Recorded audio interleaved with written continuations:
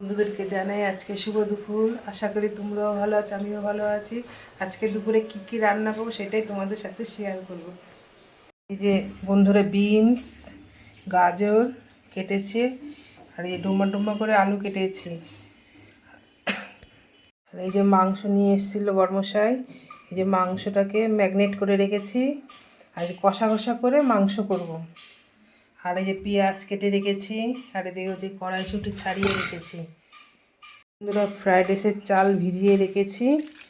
কেন আজকে fried rice করবো সেটাই তোমাদের সাথে শেয়ার করব, কেন করব আজকে। এই যে তেল গরম হয়ে গেছে, আগে আলুগুলো একটু ভেজে নিই।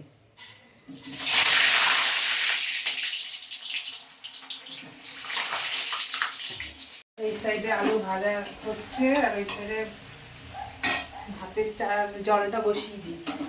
কেন ফ্রায়েড রাইসের জল আগে গরম না হলে তো হবে না। বন্ধু এই ভাজা হতে থাকে। এই যে বন্ধুরা আলু পুরো ভাজা হয়ে গেছে, এবার নামিয়ে নেব।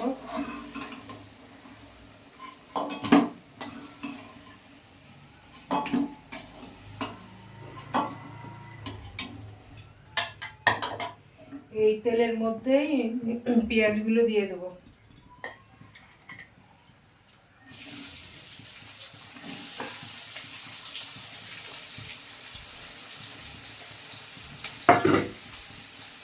এই যে বন্ধুরা পেঁয়াজটা পুরো লাল লাল করে ভেজে নিয়েছি, আর এই যে মশলা পেস্ট করে নিয়েছি মিক্সচারে, আদা রসুন শুকনো লঙ্কা, আর একটু সামান্য একটা ছোটো সাইজ পেঁয়াজ দিয়েছি।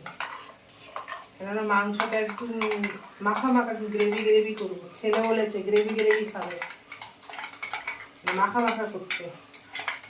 আর এটা কেন আজকে হঠাৎ ফ্রাইড রাইসটা করছি তার কারণ হলো বন্ধুরা, কালকে আমার দিদির ছেলে সকালে ফোন করেছে, বলছে মাসি আমি আজকে আসছি।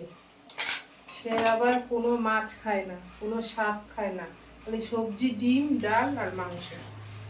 সেই জন্য ঘরে সবই ছিল, এই গাজর বিনস, তারপরে বলো কিশমিশ, ফ্রাইড রাইসের চাল সবই ছিল।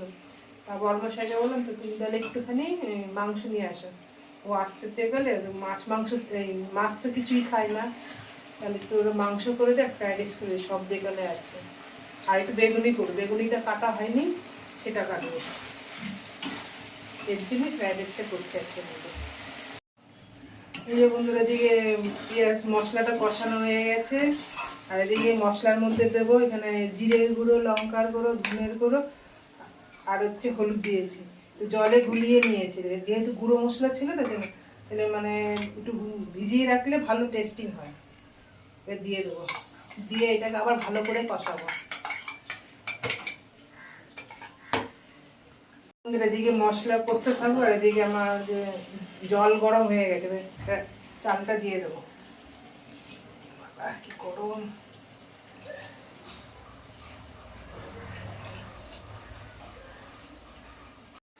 পুরো মশলা পুরো কষানো হয়ে গেছে বন্ধুরা। এই যে মাংস ম্যাগনেট করে রেখেছিলাম, লঙ্কার গুঁড়ো আর হচ্ছে হলুদ লবণ দিয়ে মানে ম্যাগনেট করে রেখেছিলাম, এবার দিয়ে দেবো। এবার দিয়ে আবার ভালো করে কষাতে হবে অনেকক্ষণ ধরে। দেখো বন্ধুরা মাংসের কালারটা কত সুন্দর এসেছে, দেখেছো? দিদির ছেলে এসছে, ক্যামেরার সামনে আসে না, লুকিয়ে লুকিয়ে চলে ভিডিও করছি। বন্ধুরা দেখো এটা হচ্ছে আমার দিদির ছেলে, এ কিছু খায় না, কি কোনো মাছ খায় না, এ লব ক্যামেরার সামনে আসতেই চায় না, শুধু মাংস ডিম ডাল।